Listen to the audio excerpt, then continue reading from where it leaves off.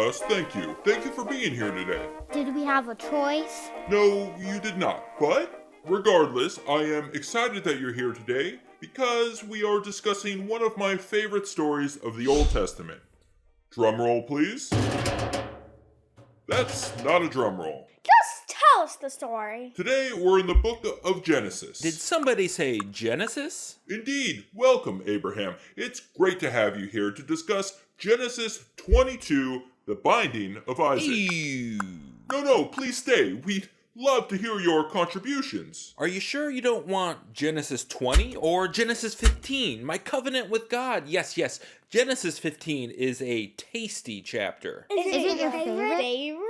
You know, I can pick a least favorite chapter, but it's hard to pick a favorite chapter. I could pick a favorite son, for sure. A favorite servant, Sarah's. A favorite religion, or at least a top 3. Okay, we'll continue with Genesis 22. This story is one of the most pivotal and debated stories in the Bible.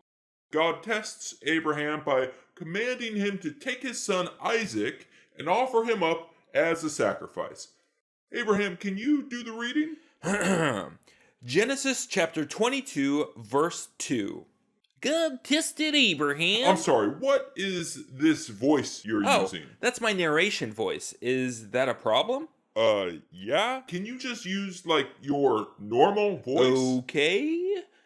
He said, "Take your son, your only son, whom you love, Isaac, and go to the region of Moriah. Sacrifice him there as a burnt offering." Dad, why is God saying Isaac is the only son whom you love? What about me? Ishmael, welcome. Ishi, hey. Call me Ishmael. That's a different story. Well, who is this Ishmael? Ishmael is Abraham's firstborn. So why does the verse say that Isaac is your only son? Well, this is awkward. You know, it could be a translation thing. You know how funny Hebrews is, right? Which translation is this? They all say only son. All of them? Hold on. Aha! The Orthodox Jewish Bible, baby! Take now thy son, thine Ben Yaqid. See? They don't all say only son. Ben Yaqid means, in fact, only son. Dang it! Well, maybe it just hasn't been translated enough. Or maybe you just don't love me. Let's continue on here. So, in a nutshell, God was like, hey, please sacrifice Isaac, not Ishmael, for whatever reason. And Abraham was like, for sure, you got it. Been waiting for you to ask. I am nothing if not obedient. Hello. Oh, is that you, Abraham's son Isaac? Indeed. Just wanted to chime in and say, yeah, great. Glad my dad's obedient. But come on, Dad. You could have at least asked for some clarification, reiteration, recalibration. Yes, good point. What's the deal, Abraham? You seemed, perhaps too eager to sacrifice Isaac. I hate to procrastinate. You still haven't taught me how to tie my shoes. For the last time, Isaac, we are a sandal family. Nothing matches the breathability and affordability of sandals. No need to get tied up in shoelaces, locking your feet up in a fungal fortress of sorts. Yeah, and Jesus wore sandals. I'm sorry, who? But also, I really wanted that blessing. Give me that blessing. Continuing on, early the next morning, Abraham prepares for the journey, cuts wood for the sacrifice, and sets out with Isaac as well as 2 servants. Dang, that's like a whole production, huh? After a 3-day journey, You guys hear that? 3 days. A lot of time to reconsider, to reflect, to, pray for intervention. I didn't have to pray for intervention, but you didn't know that at the time. hey, no spoilers, we'll get to that. After the journey, they reach the area, and Abraham tells the servants to stay behind while he and Isaac continue alone. It seems suspicious, right? Abraham says, notably, that they will worship and come back. That's right. Did you catch that? I said we will worship and we will come back. Still seems suspicious. Indeed, was Abraham merely trying to allay concerns about his son's well-being, albeit deceitfully, or did he indeed expect that God would intervene? Obviously the latter. Seems like he said that either way, though. As Abraham and Isaac climb the mountain, Isaac notices something missing.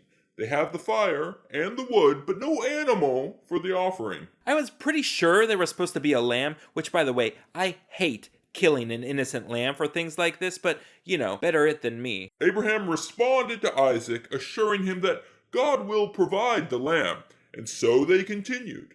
When they reached the top, Abraham builds the altar, arranges the wood, and then binds Isaac. Hold on. He let his dad bind him? I didn't let him bind me. Wasn't he like over 100 years old? Well, yeah, but he caught me off guard. Once Isaac is bound, Abraham lays him on the altar. Truly a remarkable feat for such an old man. I've tried to keep an active lifestyle, eat right, intermittent fasting. It's a bit of a fad, but I just feel more energetic. They say it helps reduce the risk of type 2 diabetes. Ooh, that's good to know. But anyway, just as Abraham lifts the knife to kill his son, an angel of the Lord calls out to stop him. And I was like, are you sure? I'm more than willing to do it. Abraham had proven that with his willingness to sacrifice his own son, he truly feared God. Lucky for Isaac. Yeah, lucky. Lucky to spend 4,000 years in therapy. Oh, boo-hoo. Abraham then sees a ram caught in a nearby thicket and sacrifices it instead. He decides to name the place, perhaps as a way to memorialize this divine provision. I wanted a name that was catchy, with pizzazz, something that would sound cool and look good on a postcard. So, I named it Tokyo. Bathsheba. Omaha. Cat City. Chica. I named it The Lord Will Provide. Pretty cool, huh? Oh, okay. The angel then repeats God's promise that Abraham's descendants will be as numerous as the stars, and that they will be blessed because of his obedience. Pretty cool, huh? The story is widely interpreted as a test of faith and obedience. A moment where my loyalty to God is pushed to the absolute limit. Oh, for crying out loud, a little humility wouldn't hurt. This also serves as a turning point in biblical tradition, often cited as a rejection of human sacrifice. The narrative has deep significance in Jewish, Christian, and Islamic thought, influencing discussions about faith, ethics, and divine justice. I'll tell you one thing, it was a pretty awkward walk back home. I took you out for ice cream, didn't I? Only as a bribe so I wouldn't tell Mom. I love ice cream. I would have met. I didn't have anything else going on. I can keep a secret too. Where'd you go? Baskin Robbins? Ben & Jerry's? They have a great non-dairy pistachio flavor. Call me next time. I can meet you there.